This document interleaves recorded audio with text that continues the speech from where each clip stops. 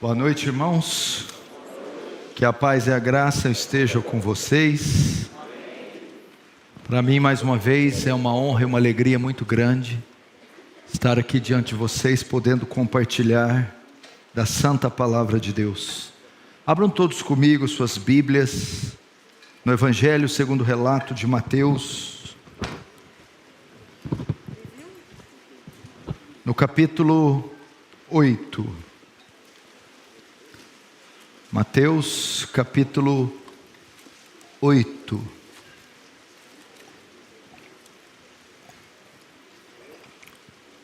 Vamos ler os versos 28 e 29. Mateus 8, 28 e 29. Está escrito assim: tendo ele chegado à outra margem, a terra dos Gadarenos, vieram-lhe ao encontro 2 endemoniados, saindo dentro dos sepulcros, e a tal ponto furiosos que ninguém podia passar por aquele caminho. Verso 29. E eis que gritaram: que temos nós contigo, ó Filho de Deus? Na versão Revista Corrigida está escrito: que temos nós contigo, Jesus, ó Filho de Deus? Veste aqui atormentar-nos antes do tempo? Até aí, deixa aberto, não feche, feche apenas os olhos. Vamos orar mais uma vez. Pai Santo, a Ti a honra, a glória, o poder e o domínio. Estamos aqui, Senhor, cônscios da nossa pequenez, da nossa miserabilidade e da nossa urgente necessidade de graça, do poder de Deus, do impacto da sua glória, num tempo de tanta sequidão, deserto, hipocrisia e disputas tolas e estúpidas, que não levam ninguém a lugar nenhum. Oh Deus, se compadece de Sião, se compadece de todos os lugares assolados da terra. Volta teus olhos para esse lugar minúsculo em todo o universo. Estende a tua mão, amorosa, indulgente, providente, salva, edifica, aviva, para que teu reino avance, para que receba glória para si e nos conforme a imagem do seu Filho, em nome de Jesus. Amém. Irmãos, preste atenção aqui no que Deus tem para falar conosco. É impressionante ver a sabedoria de Deus, que deixou registrado na história narrativas, para que através delas nós aprendêssemos doutrina. E é nesse pequeno trecho da Escritura, que é uma narrativa de Jesus fazendo uma viagem de barco, e nesse pequenino trecho nós temos rico conteúdo doutrinário, e eu espero pela graça de Deus transmitir a vocês.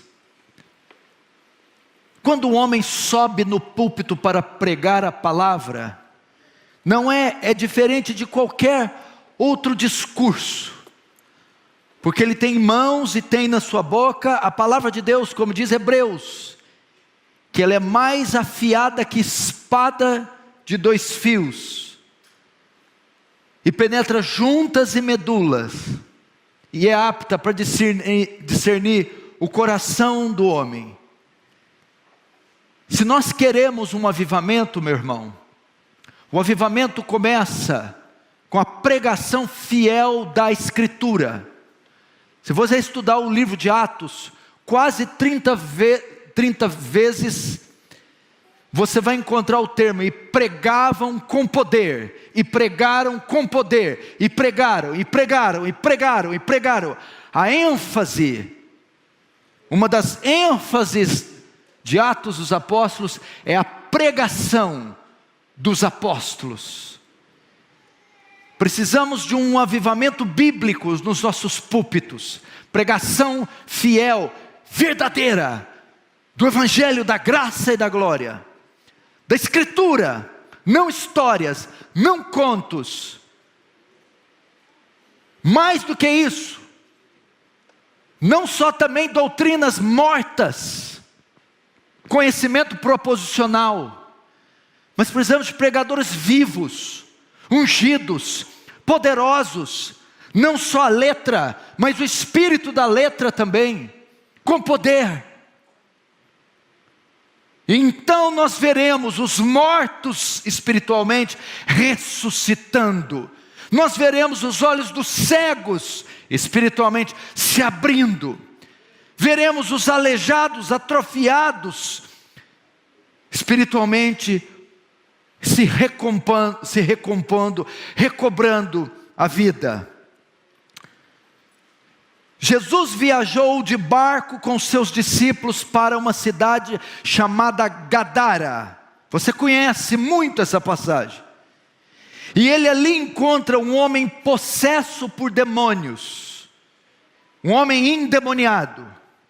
Portanto, essa passagem vai narrar o encontro de Jesus com o endemoniado, ou mais precisamente o encontro de Jesus com o diabo, com Satanás, ou com o demônio. E estes demônios, ao perceberem que Jesus vai expulsá-los, eles fazem um discurso, e é sobre esse discurso que eu quero falar. Por isso o tema da mensagem é o sermão do diabo. Ao sentir-se ameaçado pela autoridade de Jesus, ele então discursa, ele então fala, ele então prega. E essa noite, por incrível que pareça, o pai da mentira, nesse discurso, vai nos falar grandes verdades. Veremos grandes verdades. Para você ver como a Bíblia é um livro extraordinário e como a sabedoria de Deus está contida em qualquer que seja a passagem. Até nas passagens onde os demônios se destacam, Deus recebe glória, Deus recebe honra. Até os demônios apontam para Deus, apontam para a glória de Deus.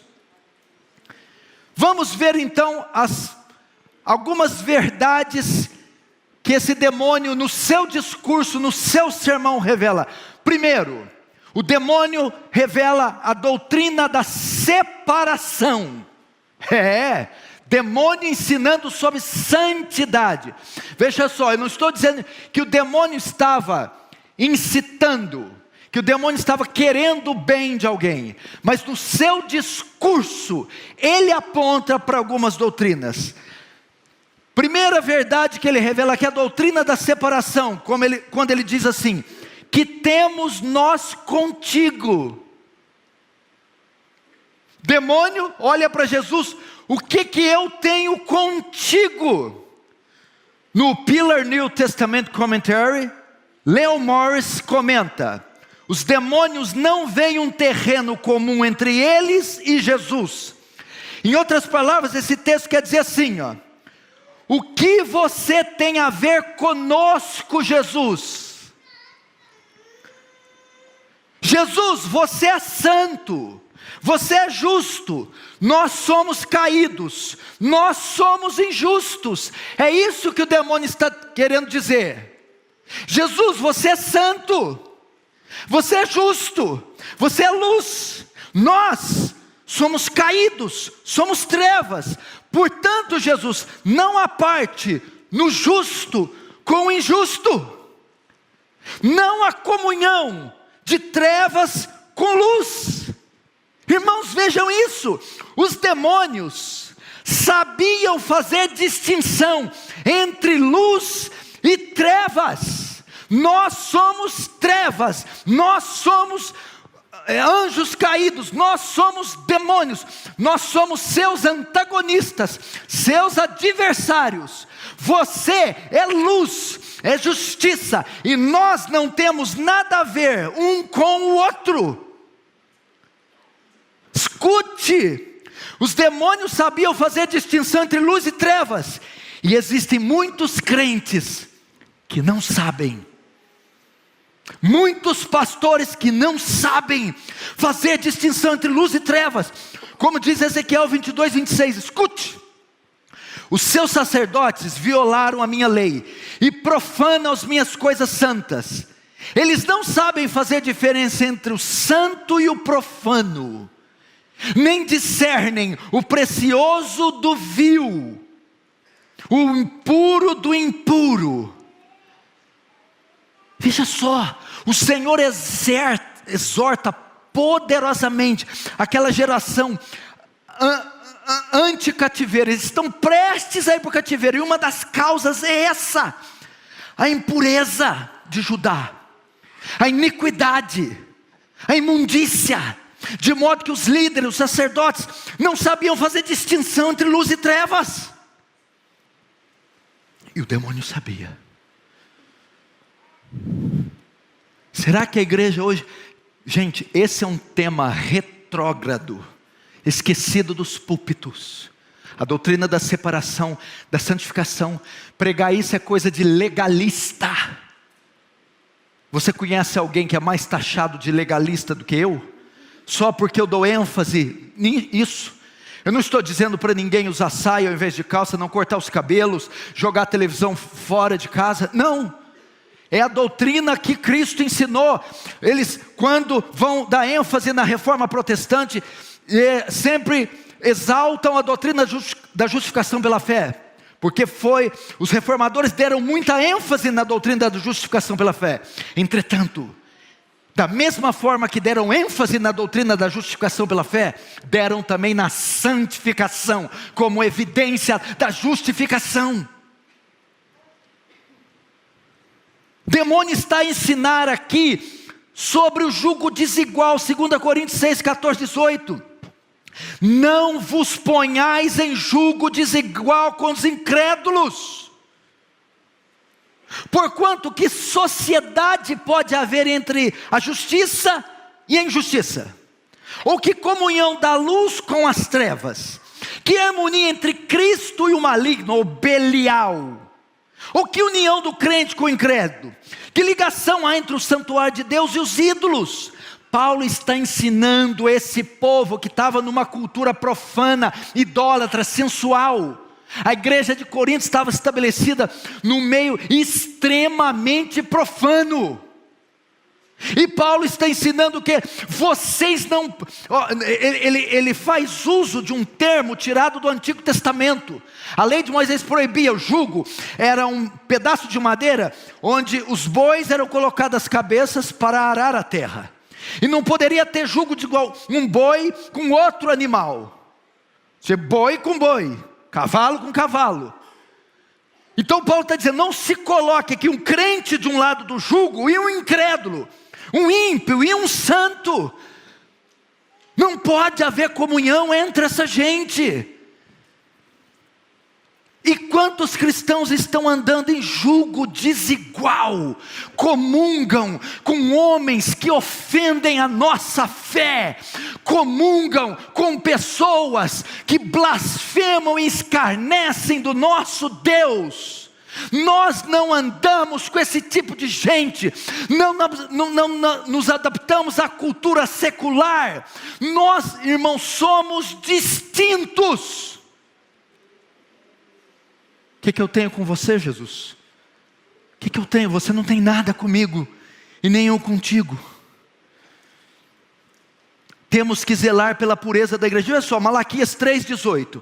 Então vereis outra vez a diferença entre o justo e o ímpio, entre o que serve a Deus e o que não serve a Deus. Escute aqui, vem cá. Deus, quando se ergue dos altos céus e se inclina para olhar para a terra, Ele vê diferença entre o justo e o injusto, entre o crente e o incrédulo. O que está acontecendo da doutrina da separação? Vai na praia, você encontra uma mulher ímpia com fio dental, uma crente também. Você vai num bar, tem gente se embriagando, ímpio, crente também. Você vai num cinema e tem um filme mostrando cenas de lascívia, coisa indecorosa, profana. O ímpio está comendo, o justo também. Que negócio é esse? Onde está a separação da igreja? Onde está a pureza da igreja? Nós encontramos o mundo influenciando mais a igreja do que a igreja influenciando o mundo.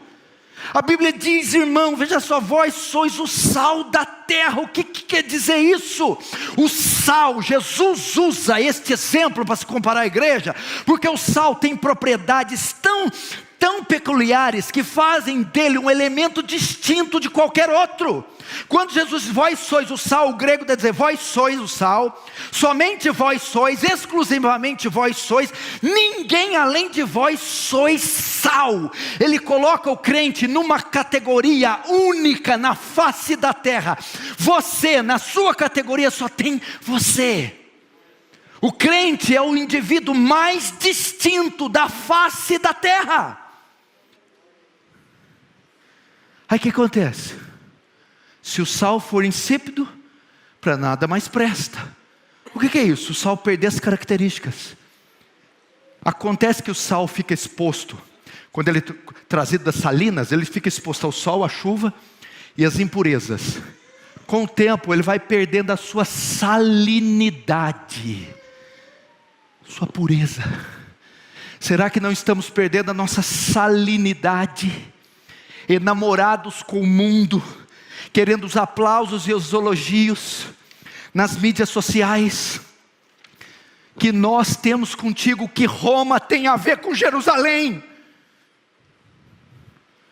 O que nós temos a ver com essa cultura caída, morta em pecados e delitos? Como é que queremos um avivamento? O Espírito Santo não será derramado na imundícia, cheio de ídolos, vaidades, não vai. Veja nas histórias do avivamento, sempre uma reforma precede o avivamento. Os ídolos têm que ser deitados fora, tem que haver choro, pranto, confissão de pecado, senão não há avivamento.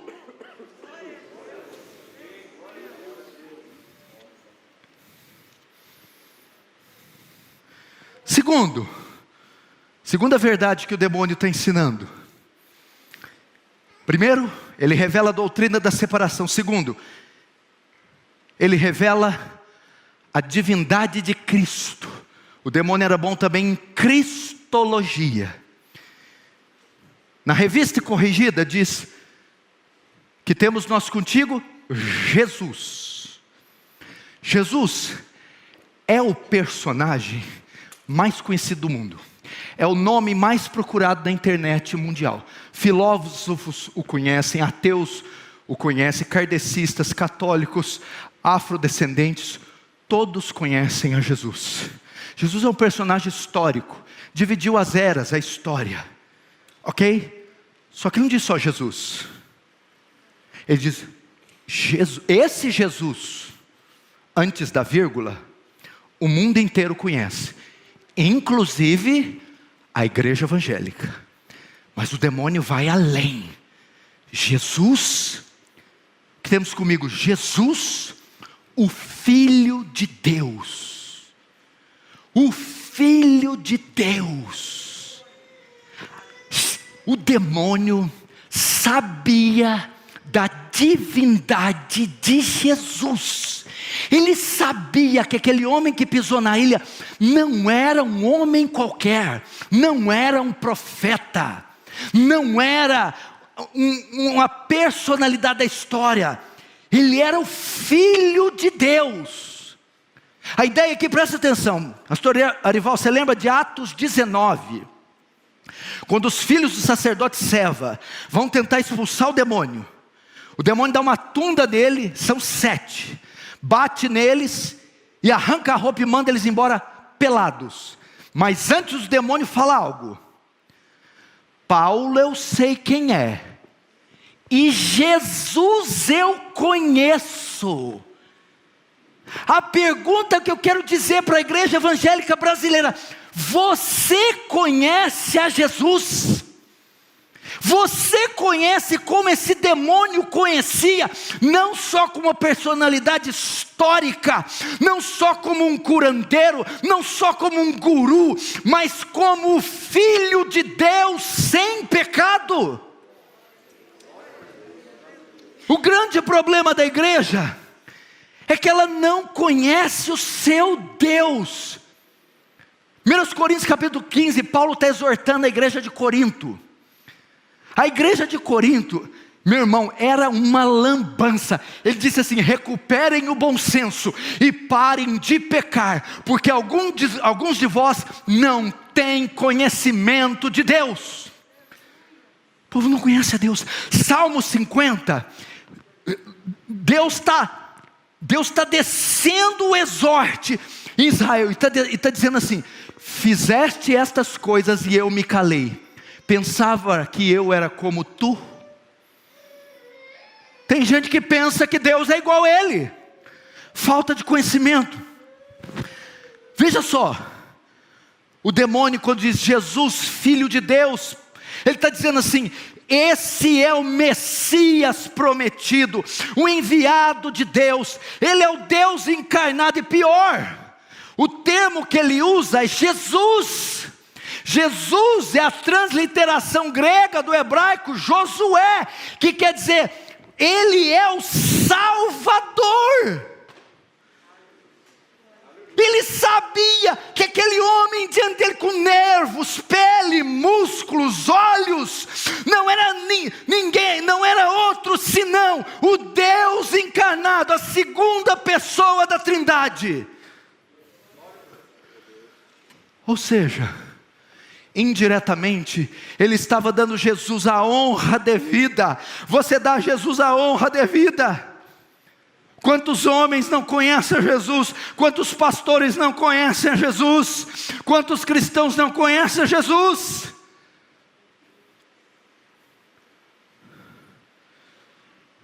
Você sabia que Jesus, ele possui duas naturezas?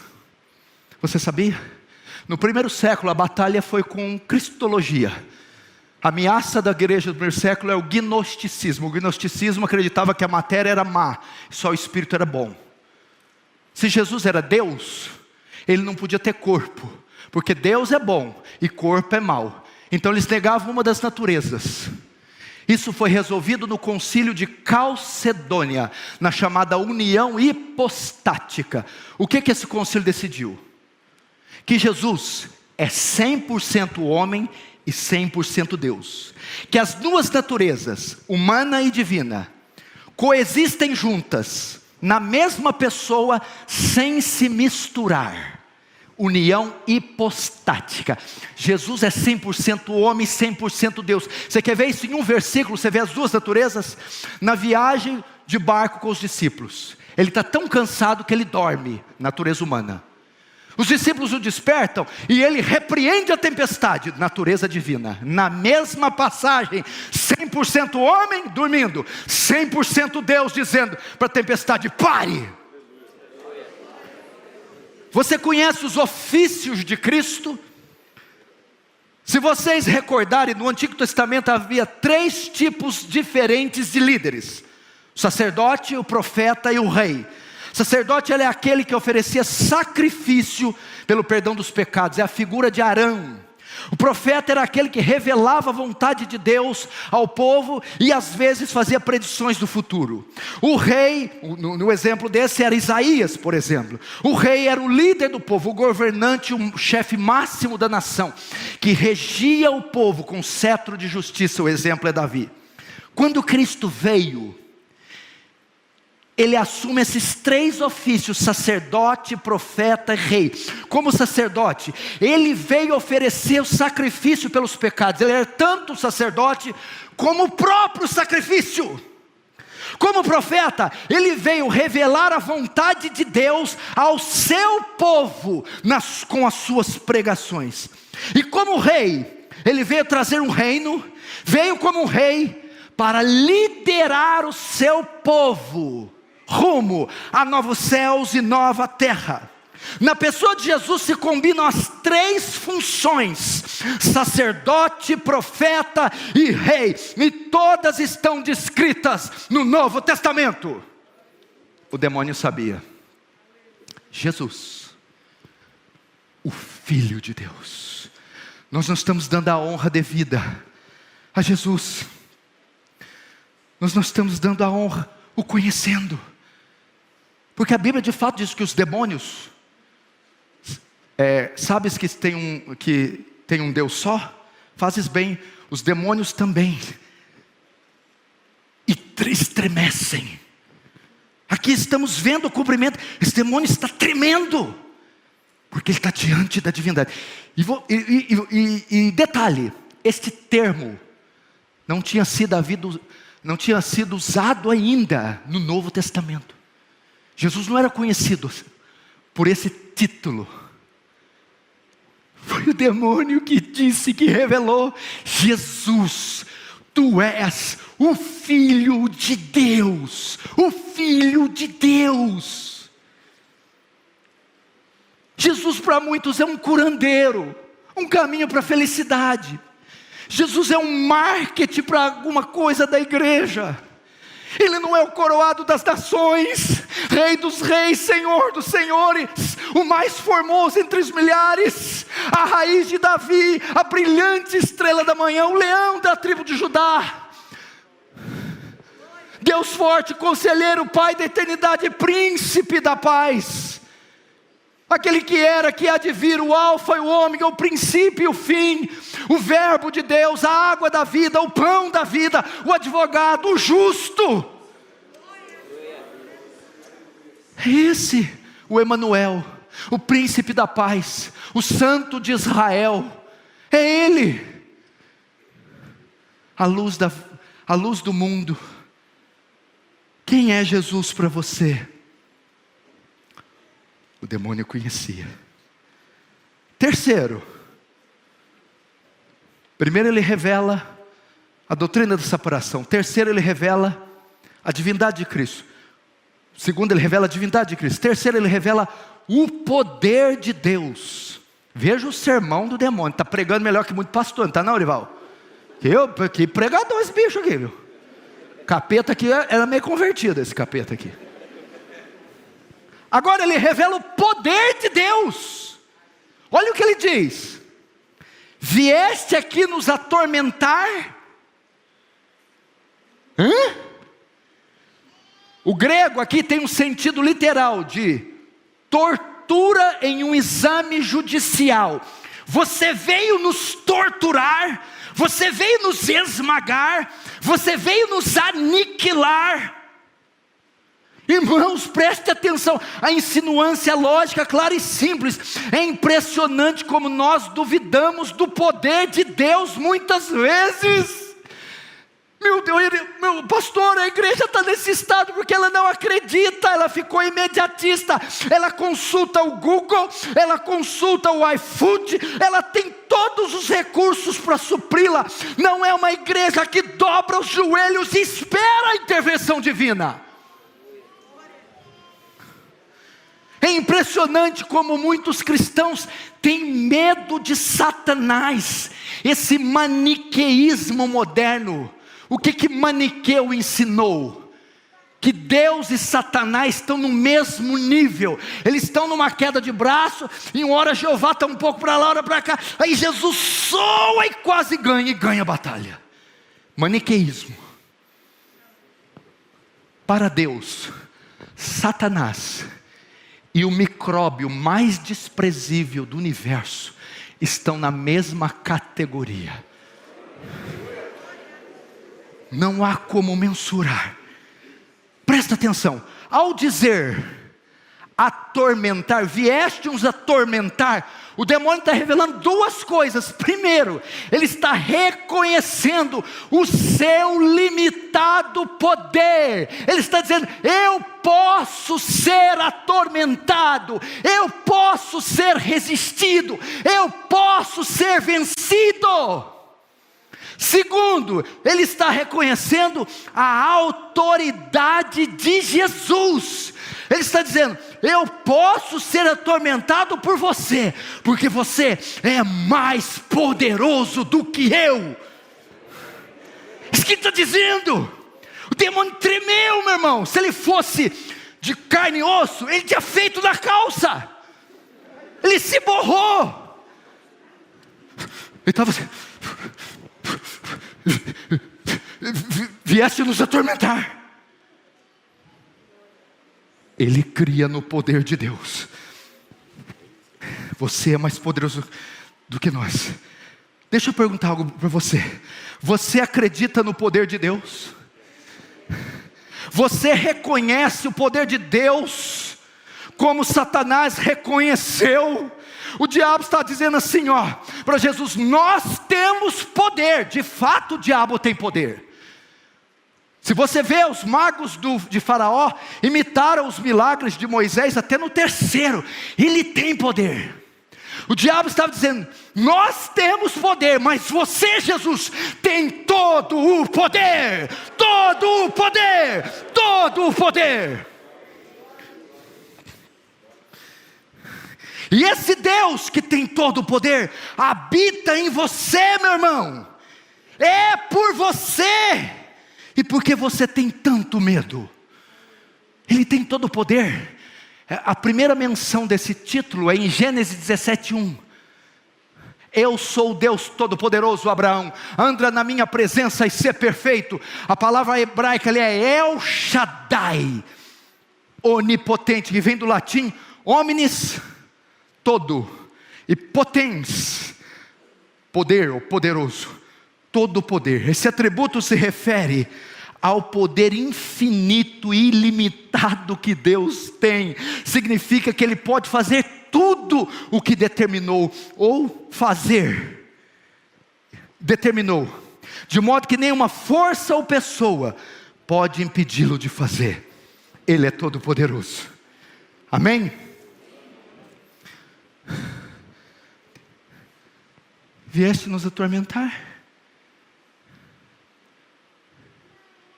Tem gente que tem mais temor do diabo do que de Deus. Diabolatria. Tem púlpitos que se fala mais do diabo, do poder do diabo, do que de Deus. Aliás, tem púlpitos que o diabo prega. Eu costumo dizer que tem igrejas que o diabo, ele não resiste, ministra. Está aqui, ó, só ir lá na Celso Garcia, que coisa ali.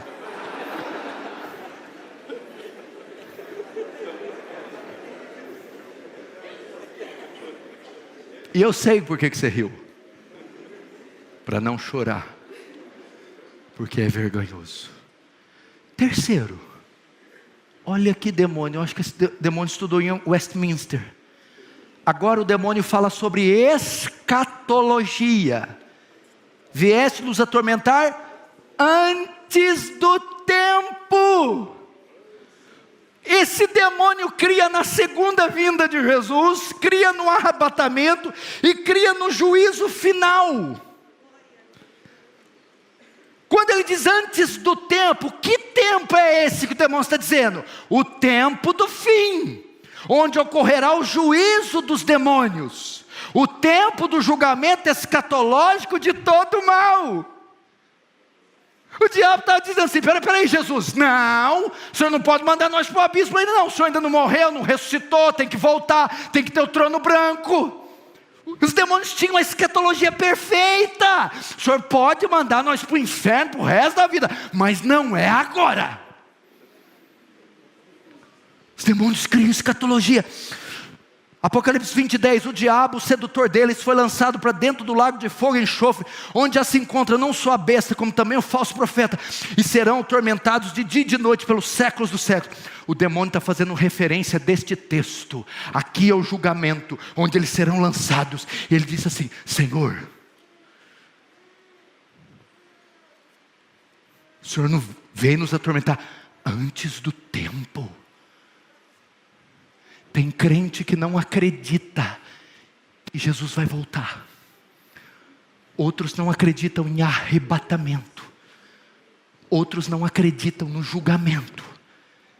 Esse demônio acreditava nos três. Antes do tempo, haverá um tempo que Deus há de julgar toda a terra, que há de julgar todos os homens segundo as suas obras, inclusive a igreja. O julgamento começa pela igreja.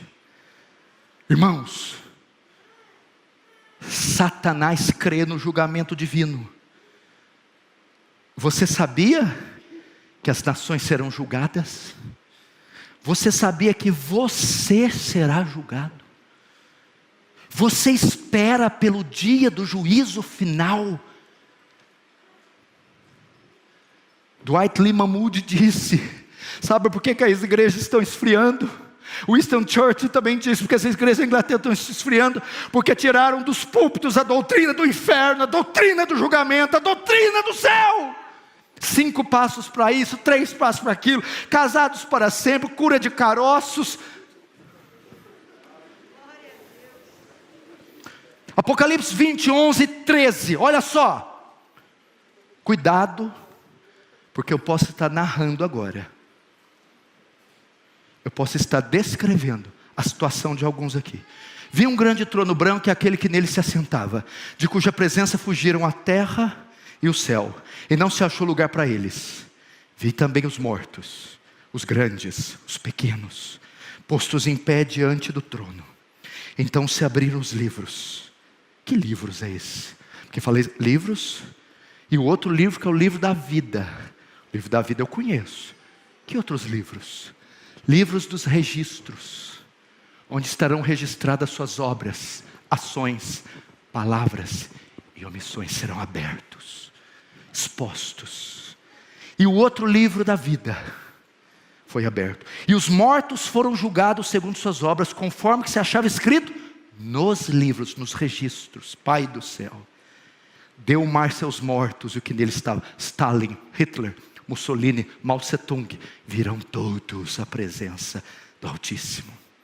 E a morte e o além, a palavra além aqui no grego é Hades, entregaram os mortos que nele haviam, desde Caim até o último facídora, se apresentarão diante deles, e foram julgados um por um, segundo as suas obras.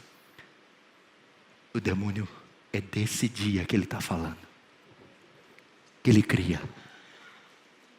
E quando ele usa a palavra tormento, ele sabe que esse dia vai ser uma tortura, porque os pés de bronze do cordeiro vão entrar dentro do lagar. Lagar é um caixote onde se põe uvas, e esmagará, não uvas, mas pecadores, ímpios, soberbos. Quem que dorme com isso? Minha casa, meu namorado, minha viagem para Paris, tanta futilidade, imbecilidade, e uma vida que vai passar.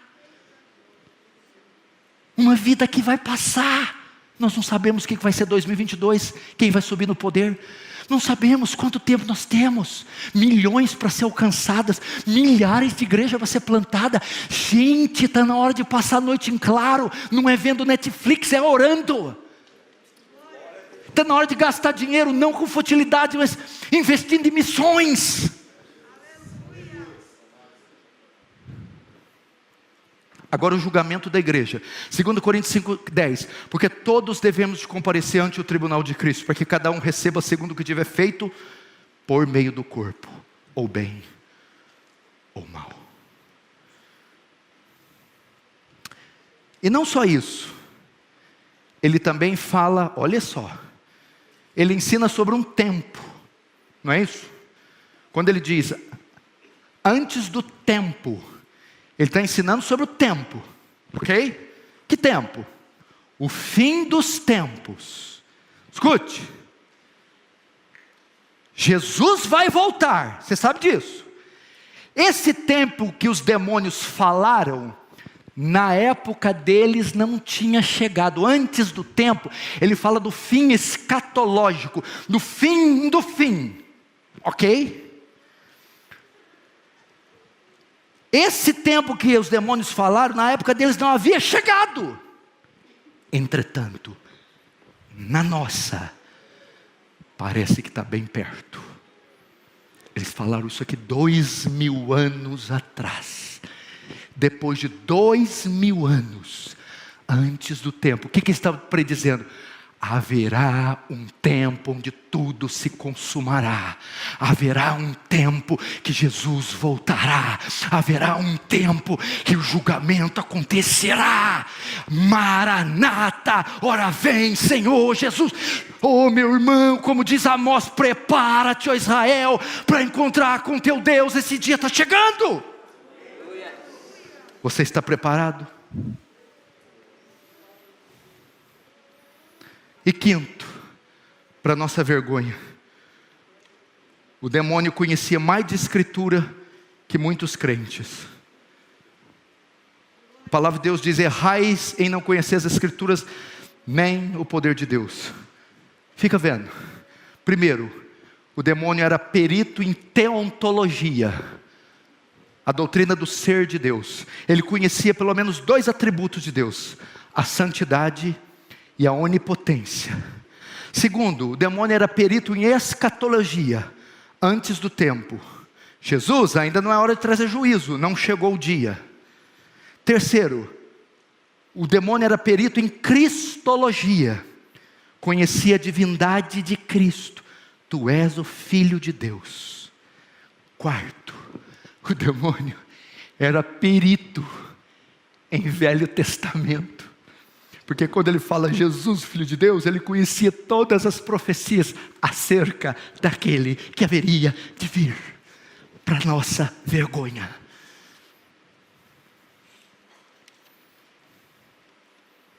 Achou que ia ser um clickbait? Como é que é? Clickbait?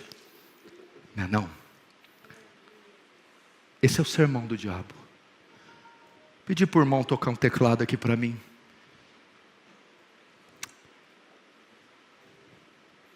Irmãos, eu não estou dizendo que esse demônio era bom, e nem que ele estava sugestionando que as pessoas fossem boas, mas na sua declaração, ele nos leva a inferir nessas coisas. Quem diria? O pai do diabo, o pai da mentira, falando grandes verdades aqui essa noite. Separação. Eu, demônio, não tem nada a ver com você não, Jesus. Você disse isso para as trevas, irmão, para esse mundo. Segundo, Jesus, tu és o Filho de Deus, Rei dos reis, Senhor dos senhores. Terceiro, tu tens todo o poder. Quarto, tu vais voltar. Quinto, errais e não conheces as escrituras, nem o poder de Deus. Feche os seus olhos agora, curva a sua cabeça. O que o Espírito Santo está levando você a orar agora? Ore, por favor.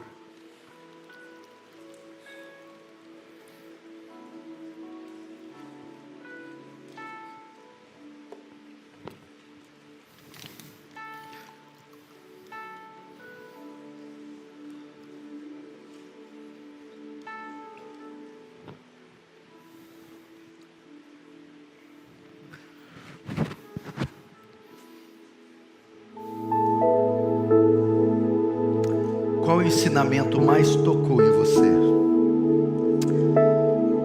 Querido Jesus, como a tua palavra é rica e vasta,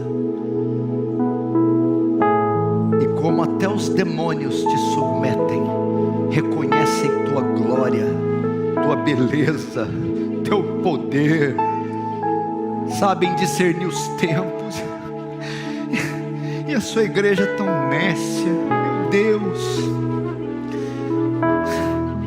tão encantado com esse mundo podre, com a feira da vaidade, tão imergida em mídias sociais. Oh Deus, quando é que vamos ser um povo poderoso? Somos coluna e baluarte da verdade. A multiforme sabedoria do Senhor se manifesta entre nós. Acorda o teu povo, Senhor. Desperta o teu povo, Senhor. Leva-os a deitar fora os ídolos. Deus, queremos o fogo santo do céu. Será que ele ainda pode descer como desceu nos dias de Elias? Oh Deus, queima corações aqui, Deus. Oh Deus, desperta a tua igreja do sono. Aviva teu povo, Senhor. Aviva a tua igreja. Aviva a tua obra, faz ela conhecida no meio dos anos. Na tua ira, lembra-te da misericórdia. Em nome de Jesus. Amém.